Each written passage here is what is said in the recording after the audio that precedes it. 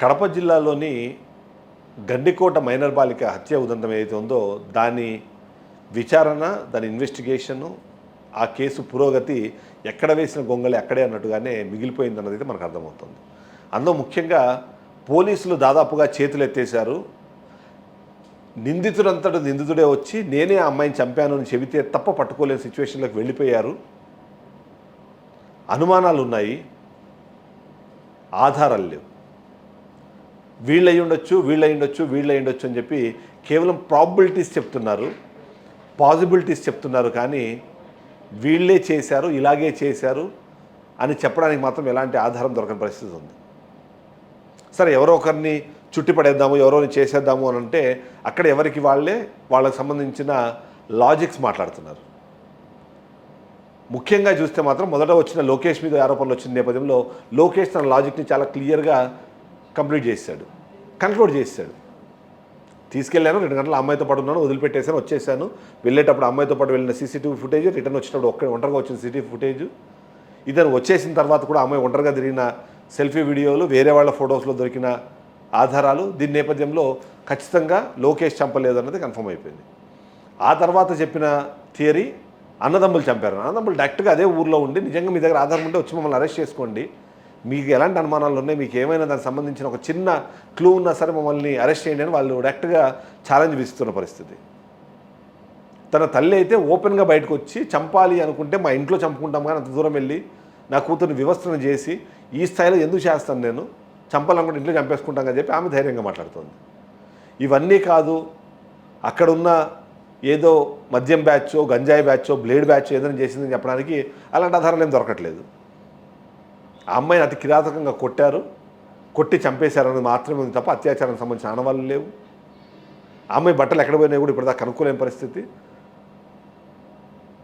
ఏం ఆధారాలు తీసుకుందామన్నా సరే అవి లీడింగ్ టు సంథింగ్ ఎల్స్. అంటే ఇలా చూసినప్పుడు మాత్రం పోలీసులు అసలు విచారణ సరైన దారిలోనే చేస్తున్నారా, ఏమైనా పాయింట్స్ మిస్ అవుతున్నారా? ఇది ఇక పోలీసులకు సాధ్యం కాని పనా? నేను చెప్పినట్టుగా నిందితుడు నేనే ఆ హత్య చేశానని చెప్పుకుంటే తప్ప పట్టుకోలేని పరిస్థితిలో ఉందా అన్న అనుమానం అయితే చాలామందిలో వస్తుంది. ఆంధ్రప్రదేశ్ రాష్ట్రానికి సంబంధించిన శాంతి భద్రతల విషయాల్లో ఎప్పటికప్పుడు ఆరోపణలు ఎదుర్కొంటూనే ఉంది, విమర్శలు ఎదుర్కొంటూనే ఉంది. దాని గురించి ప్రజల్లో కూడా ఒక వ్యతిరేకత ప్రారంభమైపోయింది. ఇవన్నీ జరుగుతున్నాయని అందరూ చెప్తున్న పరిస్థితుల్లో ఎందుకు కూటమి ప్రభుత్వం ఈ కేసుని సీరియస్గా తీసుకోవట్లేదన్న ప్రశ్న అయితే చాలామందిలో ఉంది.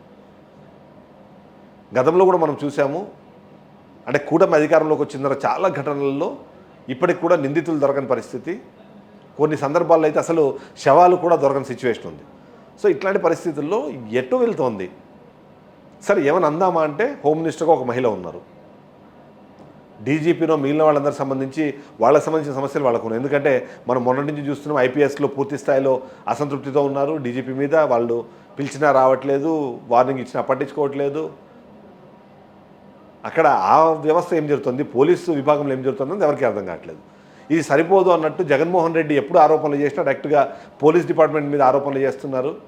ఇది మొత్తం వన్ సైడెడ్గా కూటమి ప్రభుత్వానికి పనిచేస్తుంది. వాళ్ళు కాకి బట్టలు కాకుండా పచ్చి చొక్కాలు వేసుకొని పనిచేసినట్టుగా ఉన్నారని చెప్పి వాళ్ళు ఆరోపణలు చేస్తున్నారు. వాటికి ఖండనలు వెంటనే పోలీసు సంఘాలు వచ్చి మాట్లాడుతున్నాయి. కానీ మరి ఇలాంటి విషయాలు ఎందుకు మనంత యాక్టివ్గా పనిచేయటం అనేది చాలామంది ప్రజలు ప్రశ్నిస్తున్నారు. ఇప్పుడు ఓవైపు చనిపోయే దానికి సంబంధించినంతవరకు అది అత్యాచారమా హత్య నుంచి ఓన్లీ హత్య అని తేలింది. ఇంకొక క్లూని పట్టుకోలేని వాళ్ళ దగ్గర ఉన్న టెక్నికల్ కానివ్వండి, లేకపోతే ఎవిడెన్సెస్ సంబంధించి వాటిని కలెక్ట్ చేయలేని సిచ్యువేషన్లో పోలీస్ డిపార్ట్మెంట్ ఉంటే ఎలా?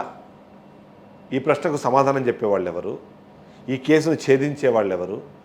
ఇక మా చేత కాదు, చేతులు ఎత్తేస్తున్నారంటే లేదు. ఎప్పటికప్పుడు మనం చూసాం, స్టార్టింగ్లోనే డిఐజీ చాలా ఓపెన్గా చెప్పారు. ఏమని చెప్పారు? నైట్ 9 o'clock వరకు మేము నిందితుల్ని ప్రవేశపెడతాము, ఈ కేసు ఆల్రెడీ ఛేదించేసామని. కానీ అక్కడ చూసి ఏం ఛేదించారు? ఏమీ లేదు. ఓన్లీ థీసిస్ చెప్తున్నారు, ఇది జరగచ్చు, ఇలా జరుగుండొచ్చు అంతే తప్ప ఏం జరిగింది అని చెప్పలేరు, ఎవరు చేశారో పట్టుకోలేరు. సో గండికోట మిస్టరీ అన్నది మాత్రము ఇంకా కొనసాగుతోంది. ఈ మిస్టరీని ఇంకెన్ని రోజులు ప్రొలాంగ్ చేస్తారు? అంతకులోపు నిజంగానే ఆ చంపినోడు వేరే దేశాలకు వెళ్ళిపోయినా, వేరే రాష్ట్రాలు వెళ్ళి తలదాచుకున్నా, వాడు కూడా ఈ విషయాన్ని మర్చిపోయి వాడు సామాన్య జీవితాన్ని గడిపేస్తున్నా సరే పట్టుకోలేని సిచ్యువేషన్లో పోలీస్ డిపార్ట్మెంట్ ఏదైతే ఉందో దట్ ఈజ్ యాక్చువల్లీ నిజంగా చెప్పాలంటే షేమ్ అని చెప్పాలి.